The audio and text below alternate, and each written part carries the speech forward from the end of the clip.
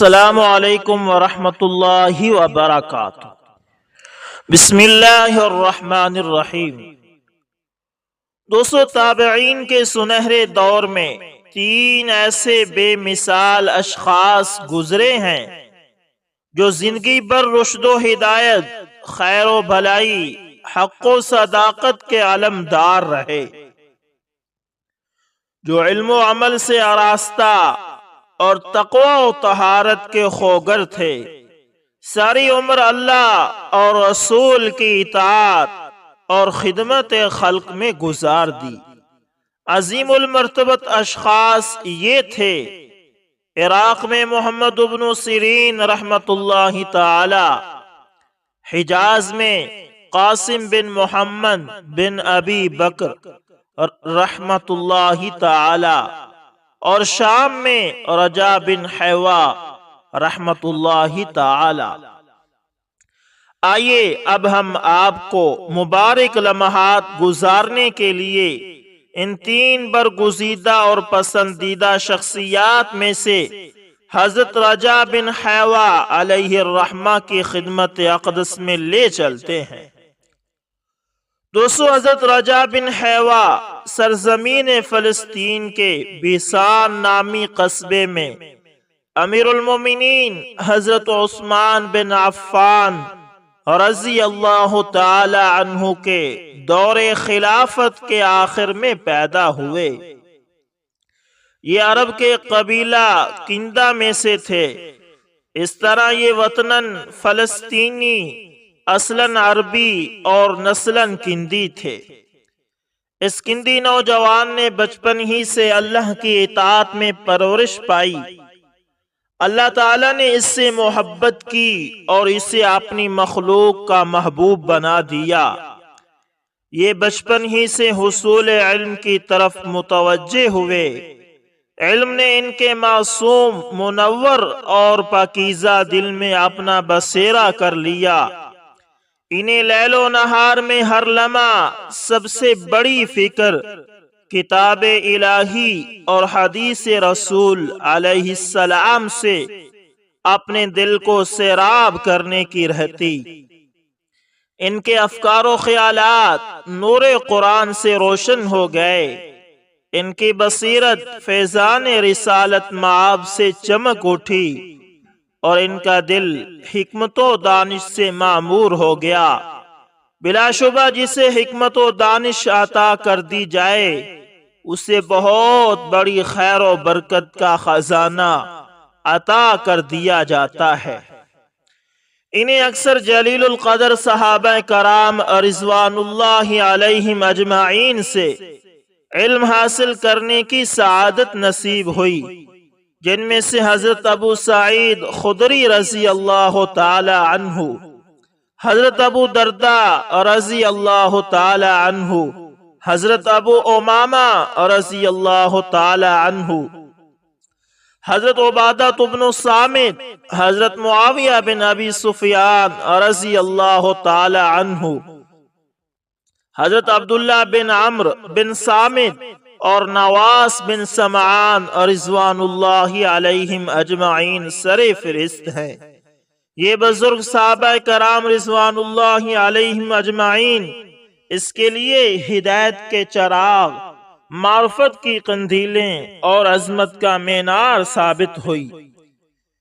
اس خوش نصیب نوجوان نے اپنے لیے ایک دستور العمل بنا لیا جس پر زندگی بھر عمل پیرا رہے۔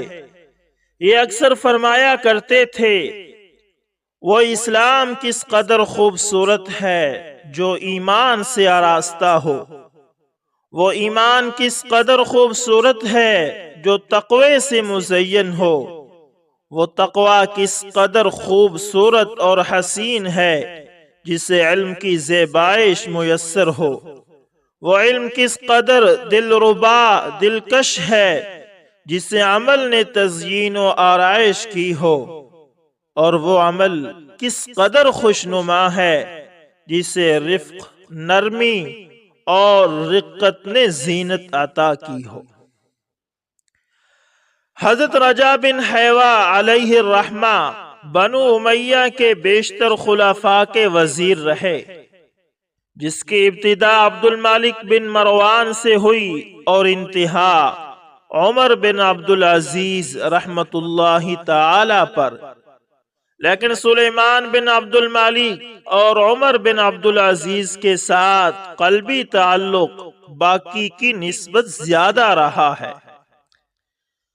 اپنی دانشمندی، صداقت، اخلاص اور مشکل و پیچیدہ حالات پر حکمت و دانائی سے قابو پانے کی وجہ سے خلفائے بنو امیہ کے ہمیشہ منظور نظر رہے ہیں۔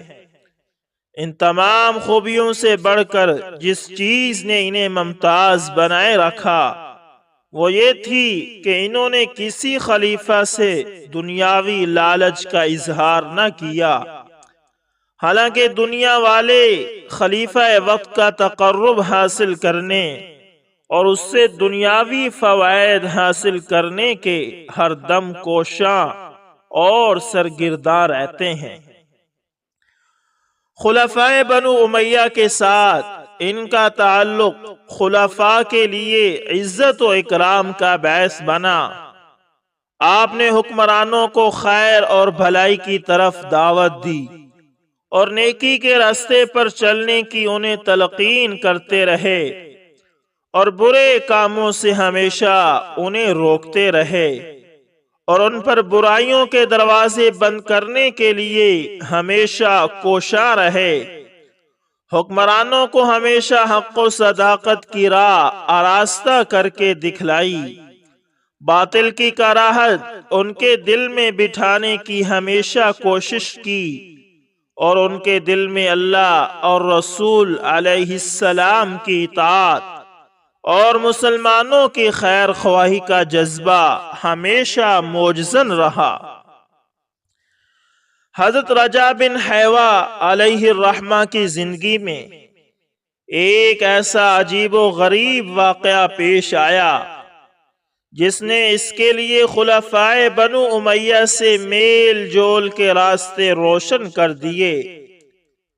وہ خود بیان کرتے ہیں کہ ایک روز میں خلیفہ سلیمان بن عبد الملک کے ساتھ لوگوں کے ہجوم میں کھڑا تھا۔ میں نے دیکھا کہ ایک حسن و جمال کا پیکر، پرہیبت اور باروب شخص ہجوم میں سے تیزی سے گزرتا ہوا ہماری طرف بڑھ رہا ہے۔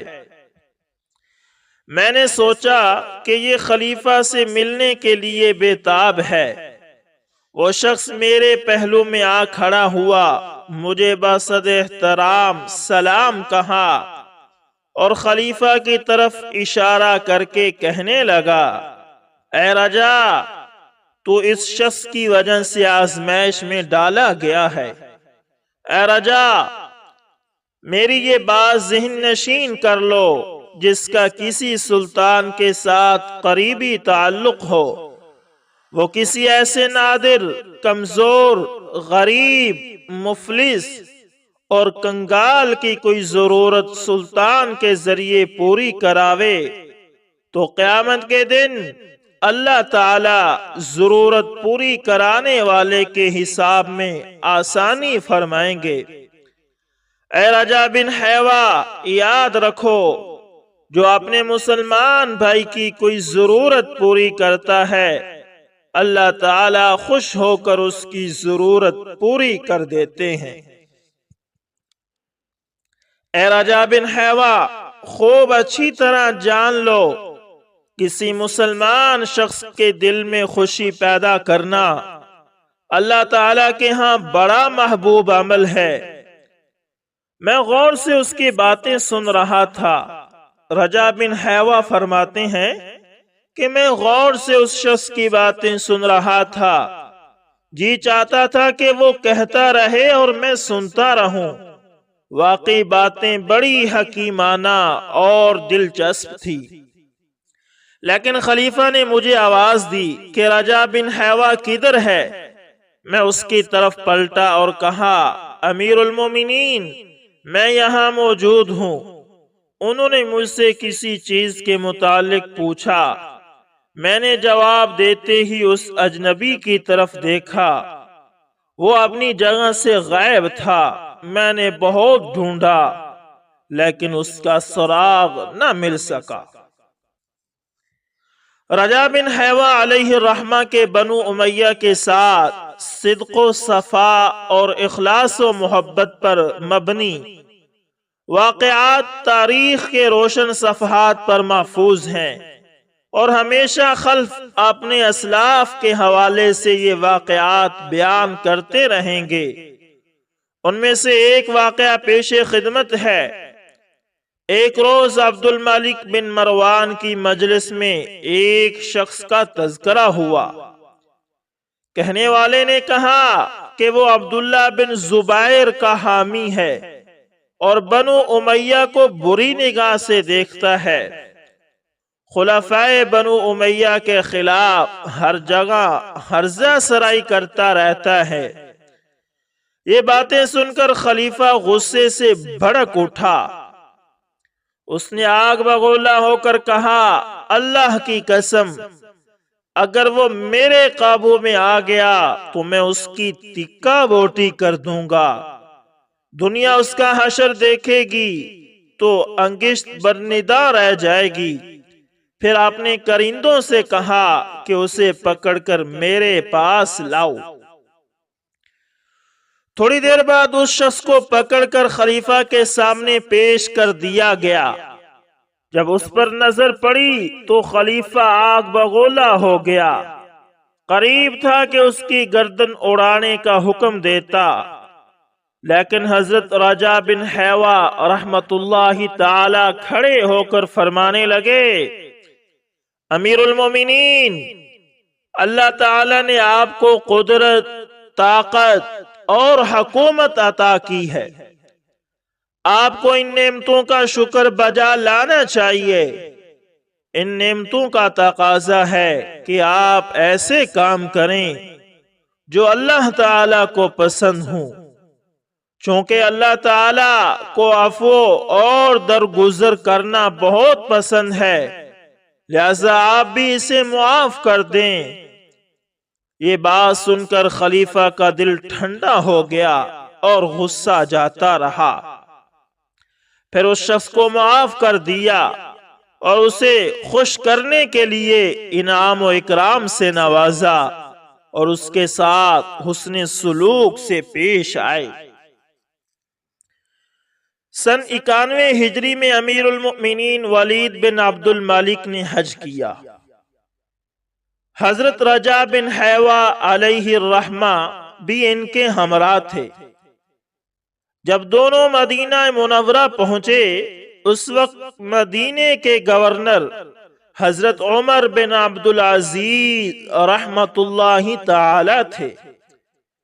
گورنر کو ساتھ لیا اور مسجد نبوی کی زیارت کے لیے خلیفہ وقت چل پڑے۔ امیر المومنین نے مسجد نبوی کو تفصیلاً دیکھنے کی خواہش ظاہر کی، کیونکہ یہ اسے طول و عرض میں وسیع کرنا چاہتے تھے۔ اس لیے پورے غور و خوض کے ساتھ مسجد نبوی کا جائزہ لینا ضروری تھا، لہذا مسجد میں موجود لوگوں کو باہر نکال دیا گیا تاکہ زیارت میں کوئی رکاوٹ پیش نہ آئے۔ سب لوگ مسجد سے باہر چلے گئے، لیکن حضرت سعید بن مسیب بدستور اپنی جگہ پر بیٹھے رہے۔ پولیس بھی انہیں اپنی جگہ سے ہٹانے کی جرت نہ کر سکی۔ صورتحال کا جائزہ لیتے ہوئے مدینے کے گورنر حضرت عمر بن عبدالعزیز رحمت اللہ تعالی نے حضرت سعید بن مسیب رحمت اللہ تعالی کی طرف پیغام بھیجا، اگر تھوڑی دیر کے لیے آپ دوسرے لوگوں کی طرح مسجد سے باہر چلے جائیں تو ہمیں امیر المومنین کو مسجد کی زیارت کرانے میں آسانی ہو جائے گی۔ گورنر کا پیغام سن کر حضرت سعید بن مسیب رحمت اللہ تعالی نے فرمایا، میں مسجد سے اس وقت جاؤں گا جس وقت معمول کے مطابق روزانہ جاتا ہوں۔ ان کی خدمت میں گزارش کی گئی کہ جب امیر المومنین آپ کے پاس سے گزریں تو آپ کھڑے ہو کر انہیں سلام کہہ دیں۔ حضرت سعید بن مسیب اور رحمت اللہ تعالی نے فرمایا، میں یہاں رب العالمین کے سامنے کھڑا ہونے کے لیے آیا ہوں، کسی بندے کے سامنے کھڑا ہونے کے لیے نہیں آیا۔ گورنر مدینہ جناب عمر بن عبدالعزیز رحمت اللہ تعالی کو جب اپنے پیغام رساں اور حضرت سعید بن مسیب رحمت اللہ تعالی کی بہمی گفتگو کا علم ہوا تو وہ احتیاطاً خلیفہ کے ہمراہ اس جگہ سے کنی کتراتے ہوئے گزرنے لگے جہاں حضرت سعید بن مسیب رحمت اللہ تعالی بیٹھے تھے، اور رجا بن حیوہ امیر المؤمنین کو مشغول کیے ہوئے تھے، کیونکہ یہ دونوں وزیر اور گورنر خلیفہ کی غسیلی طبیعت سے واقف تھے۔ انہیں اندیشہ تھا کہ کہیں کوئی ناگوار صورتحال نہ پیدا ہو جائے۔ امیر المومنین مسجد نبوی میں چلتے چلتے دونوں سے پوچھا کہ وہ شیخ کون ہیں؟ کیا وہ سعید بن مسیب تو نہیں؟ دونوں نے بیک زبان کہا، امیر المومنین آپ کا اندازہ درست ہے، بالکل وہی ہیں۔ پھر دونوں اس کے علم و فضل اور تقوی و طہارت جیسی خوبیوں کا تذکرہ کرنے لگے، اور ساتھ ہی یہ کہا کہ اگر سعید بن مسیب رحمت اللہ تعالی کو آپ کی آمد کا علم ہوتا تو یہ ضرور اٹھ کر آپ کو سلام کہتے، چونکہ ان کی نگاہ کمزور ہے اس لیے انہیں معذور سمجھیں۔ امیر المومنین نے کہا، مجھے معلوم ہے، لہذا اب ہمارا حق ہے کہ ان کے پاس جا کر انہیں سلام کہیں۔ مسجد نبوی کے صحن کا چکر لگا کر امیر المومنین سلیمان بن عبد المالک سیدھے حضرت سعید بن مسیب رحمت اللہ تعالی کے پاس آئے، سلام عرض کیا اور پوچھا، شیخ کا کیا حال ہے؟ حضرت سعید بن مسیب رحمت اللہ تعالی نے اپنی جگہ پر بیٹھے ہی سلام کا جواب دیا اور فرمایا کہ اللہ کا شکر ہے، اس کا بے پایاں مجھ پر احسان ہے۔ آپ نے پوچھا، امیر المومنین کیسے ہیں؟ اللہ آپ کو سیدھے راستے پر چلنے کی توفیق عطا فرمائے۔ امیر المومنین سلیمان بن عبد المالک نے حضرت سعید بن مسیب رحمت اللہ تعالی کی طرف سے یہ بے نیازی کا انداز دے کر فرمایا، بلا شبہ یہ امت مسلمہ کے بقیت السلف اور نابغہ عصر ہیں۔ جب مسند خلافت پر سلیمان بن عبد المالک جلوہ افروز ہوا تو رجا بن حیوہ کی قدر و منزلت میں پہلے سے بھی زیادہ اضافہ ہو گیا تھا۔ خلیفہ سلیمان کو آپ پر بہت اعتماد تھا، ہر چھوٹے بڑے معاملے میں ان سے ضرور مشورہ لیتا۔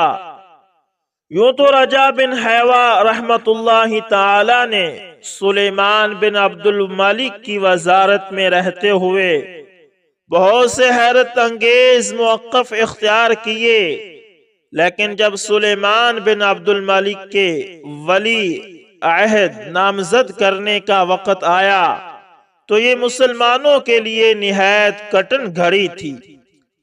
اس نازک ترین موقع پر حضرت رجا بن حیوہ رحمت اللہ تعالی نے جس دانش مندی اور جرت کے ساتھ حضرت عمر بن عبدالعزیز رحمت اللہ تعالی کی خلافت کے لیے راہ ہموار کی، وہ یقیناً آپ کا ایک تاریخی کارنامہ ہے۔ حضرت رجا بن حیوہ رحمت اللہ تعالی بیان کرتے ہیں کہ 99 ہجری ماہ سفر کے پہلے جمعہ کے دن ہم امیر المومنین سلیمان عبد الملک کے ہمراہ سرزمین شام کے وابق نامی قصبے میں تھے۔ امیر المومنین نے قسطنطنیہ فتح کرنے کے لیے اپنے بھائی مسلمہ بن عبد الملک کی قیادت میں ایک لشکر جرار روانہ کیا ہوا تھا۔ لشکر کے ساتھ ان کا بیٹا اور دیگر بہت سے افراد خانہ بھی شامل تھے۔ انہوں نے اس بات پر حلف اٹھا رکھا تھا کہ قسطنطنیہ فتح کر کے واپس آئیں گے یا جام شہادت نوش کر لیں گے۔ جب جمعے کی نماز کا وقت قریب آیا، امیر المؤمنین نے خوب اچھی طرح وضو کیا، سبز چوغا زیب تن کیا، سر پر سبز پگڑی باندھی، پھر آئینے میں اپنے حسن و جمال اور قیمتی لباس پر ناز کرتے ہوئے دیکھا۔ اس وقت ان کی عمر صرف 40 برس تھی۔ پھر لوگوں کے ساتھ نماز جمعہ سے واپس آتے ہی شدید بخار میں مبتلا ہو گئے۔ پھر دن بدن بیماری بڑھتی گئی۔ حضرت رجا بن حیوہ رحمت اللہ تعالی فرماتے ہیں کہ امیر المؤمنین نے مجھ سے ارشاد فرمایا کہ تم میرے قریب رہا کرو۔ ایک مرتبہ میں ان کے کمرے میں داخل ہوا تو وہ خط لکھ رہے تھے۔ میں نے کہا، چشمے بدور امیر المومنین کیا کر رہے ہیں؟ فرمایا، میں اپنے بیٹے ایوب کو ولی عہد مقرر کرنے کے لیے خط لکھ رہا ہوں۔ حضرت رجا بن حیوہ رحمت اللہ تعالی فرماتے ہیں کہ میں نے کہا، امیر المومنین اگر آپ برا نہ منائیں تو میری مخلصانہ تجویز ہے، اگر آپ کسی نیک صالح اور عالم شخص کو ولی عہد مقرر کریں گے تو یہ عمل آپ کے لیے قبر میں آسانی پیدا کرے گا۔ اللہ سبحانہ و تعالی کے ہاں بھی آپ کو بری الذمہ قرار دے دیا جائے گا، اور امت مسلمہ پر آپ کا بہت احسان ہوگا۔ آپ کا بیٹا ایوب ابھی بچہ ہے، وہ سن بلوغت کو بھی نہیں پہنچا، ابھی وہ عمر کے اس حصے میں ہے کہ آپ کے سامنے اس کی نیکی اور برائی واضح نہیں ہوئی۔ یہ سن کر اس نے اپنا ہاتھ، یعنی خلیفہ نے اپنا ہاتھ روک لیا۔ فرمایا، میں نے خط تو لکھ دیا ہے لیکن میں استخارہ کرنا چاہتا ہوں، اس پر نہ میں مصر ہوں اور نہ ہی میں نے اسے ولی عہد بنانے کا کوئی پختہ ارادہ کیا ہے۔ آپ نے بروقت درست مشورہ دے کر میری رہنمائی کی، یہ کہا اور پھر خط پھاڑ دیا۔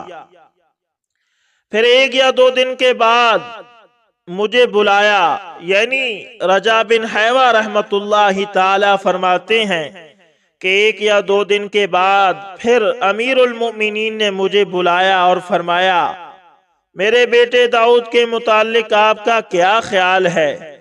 میں نے کہا، جیسا کہ آپ کو معلوم ہے وہ قسطنطنیہ کے محاذ پر لشکر اسلام کے ہمراہ دشمن سے نبرد آزما ہے، وہاں سے ابھی کوئی خبر بھی نہیں آئی، پتہ نہیں زندہ بھی ہے یا اللہ کو پیارا ہو چکا ہے۔ امیر المومنین نے کہا، رجا بن حیوہ پھر آپ ہی بتائیے کہ اس منصب کے لیے کون موضوع ہوگا؟ میں نے کہا، امیر المومنین رائے اور مرضی تو آپ کی ہی چلے گی۔ پھر اس نے ایک ایک کر کے نام لینے شروع کر دیے، یہاں تک کہ امیر المؤمنین نے خود عمر بن عبدالعزیز کا نام لیا۔ رجا بن حیوہ رحمت اللہ تعالی فرماتے ہیں کہ امیر المؤمنین نے مجھ سے کہا کہ عمر بن عبدالعزیز کے متعلق تمہاری کیا رائے ہے؟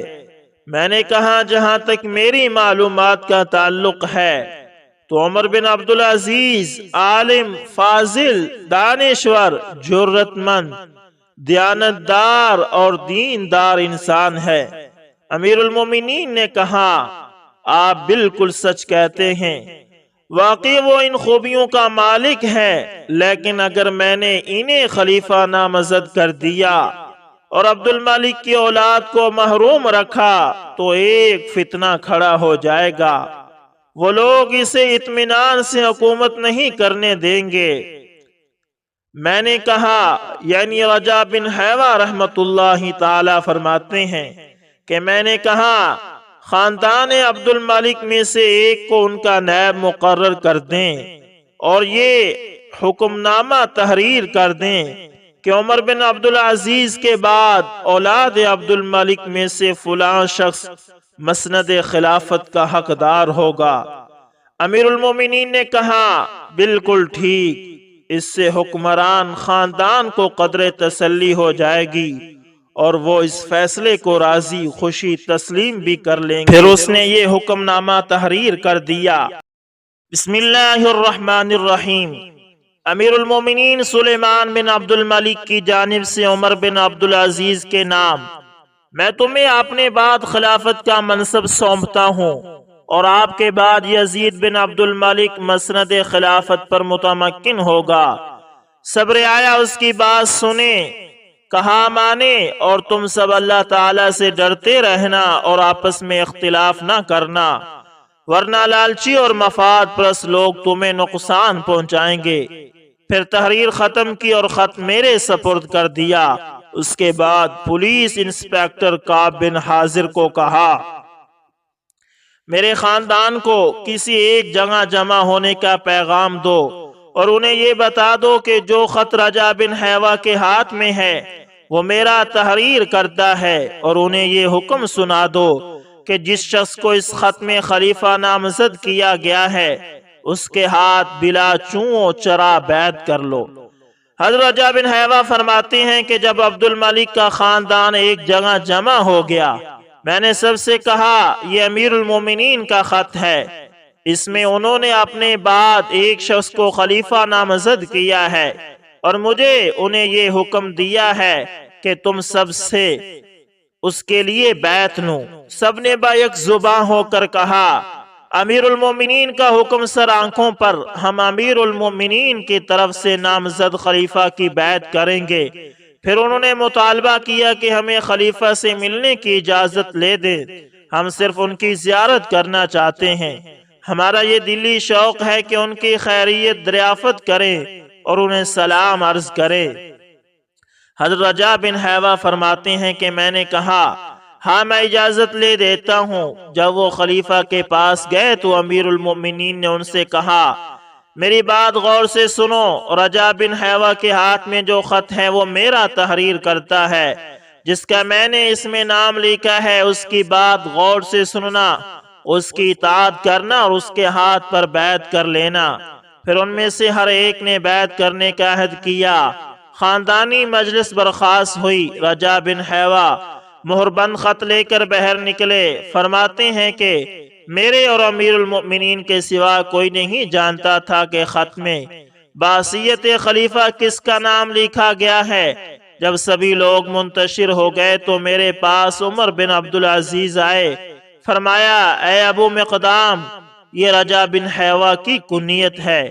امیر المومنین کو مجھ پر بڑا اعتماد ہے، وہ ہمیشہ میرے ساتھ محبت و اخلاص سے پیش آئے، وہ مسلسل مجھے اہم ذمہ داریاں سونپتے رہے ہیں۔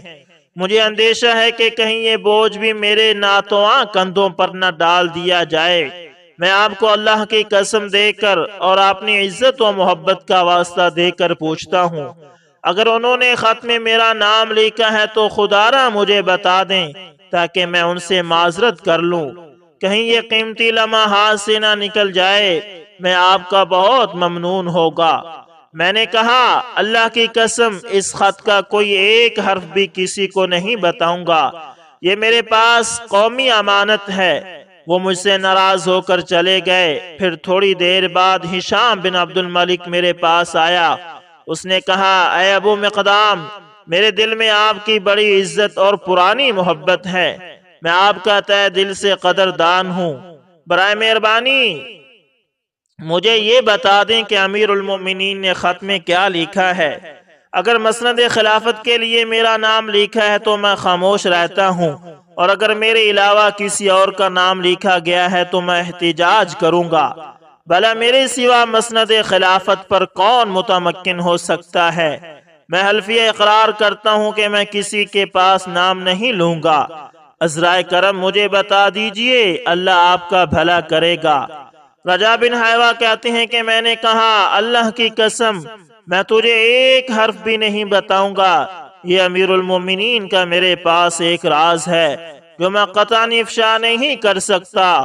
وہ غصے سے زمین پر پاؤں مارتا ہوا اور ہاتھ ملتا ہوا چلا گیا، اور ساتھ ہی یہ بھی کہہ رہا تھا کہ وہ کون ہے کہ مجھے نظر انداز کر کے اسے مسند خلافت پر بٹھایا جائے؟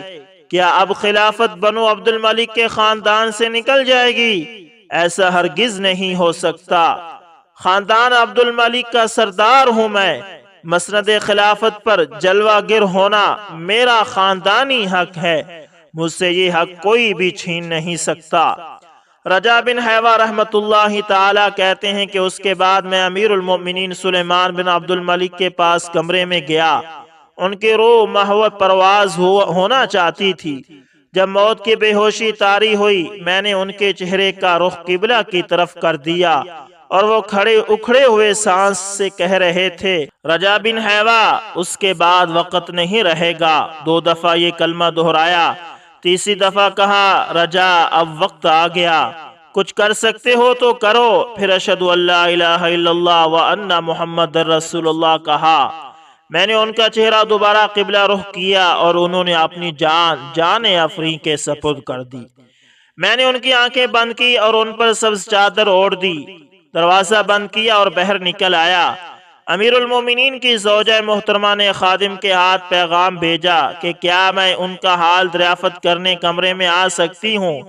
میں نے پیغام رساں کے لیے دروازہ کھول دیا اور کہا، دیکھیے بہت دیر جاگنے کے بعد ابھی آرام کی نیند سوئے ہیں، برائے مہربانی انہیں جگائیے نہیں۔ اس نے واپس جا کر ملکہ کو بتایا کہ امیر المومنین گہری نیند سوئے ہیں، بیدار کرنے میں ان کی طبیعت ناساز ہو جائے گی، اور اسے یقین آ گیا کہ میرا سرتاج سوئے ہوئے ہیں۔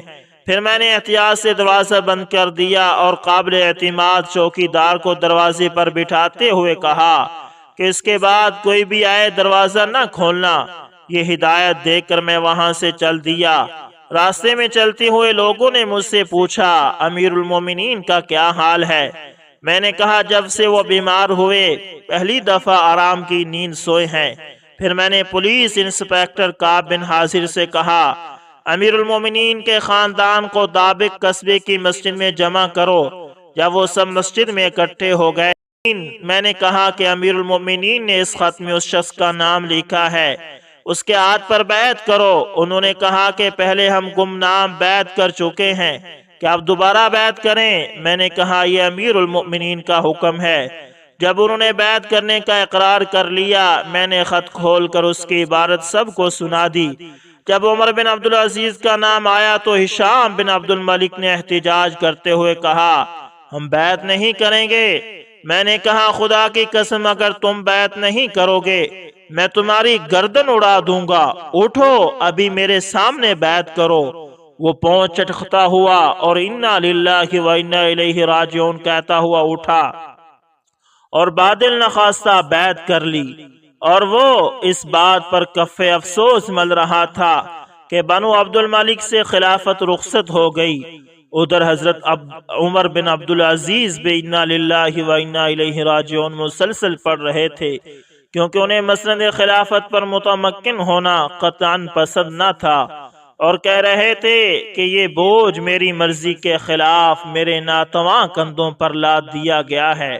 لیکن ابو مقدام رجا بن حیوہ کی دانش مندی سے حضرت عمر بن عبدالعزیز کے امیر المؤمنین کی حیثیت سے انتخاب کی وجہ سے اسلام کا شباب دوبارہ لوٹ آیا، اور یہ برگزیدہ شخصیت دین کے لیے مینارہ نور ثابت ہوئی۔ امیر المومنین سلیمان بن عبد الملک کو اللہ جنت نصیب کرے۔ وہ مسند خلافت ایک صالح انسان کے سپرد کر کے اللہ تعالیٰ کے ہاں سرخرو ہوئے، اور ان کے با وفا با صفا وزیر ابو مقدام رجا بن حیوہ مبارکباد کے مستحق ہیں، جنہوں نے اللہ رسول مقبول علیہ السلام اور ائمہ مسلمین کے لیے نصیحت کا حق ادا کر دیا، اور ان کے مشیران خاص کو بھی اللہ تعالی جزائے خیر عطا کرے جنہوں نے اپنے منصب کی ذمہ داری کو خوب نبھایا۔ بلا شبہ خوش نصیب حکمران اپنی عقل و دانش کی نورانی شعاعوں سے رہنمائی حاصل کرتے ہیں۔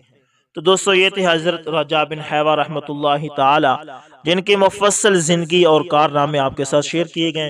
امید کرتا ہوں ویڈیو اچھی لگی ہوگی، پسند ہے تو لائک شیئر کمنٹ لازمی کریں، اور اگر آپ ہمارے چینل AS انفارمیشن TV پر نئے ہیں تو اس کو لازمی سبسکرائب کریں اور ساتھ میں بیل کے نشان کو دبانا نہ بھولیے گا تاکہ ہر نئی ویڈیو کا نوٹیفیکیشن آپ تک پہنچتا رہے۔ ملتے ہیں دوستو کسی نیکسٹ اچھی سی ویڈیو کے اندر، تب تک کے لیے اللہ حافظ، جزاکم اللہ خیر۔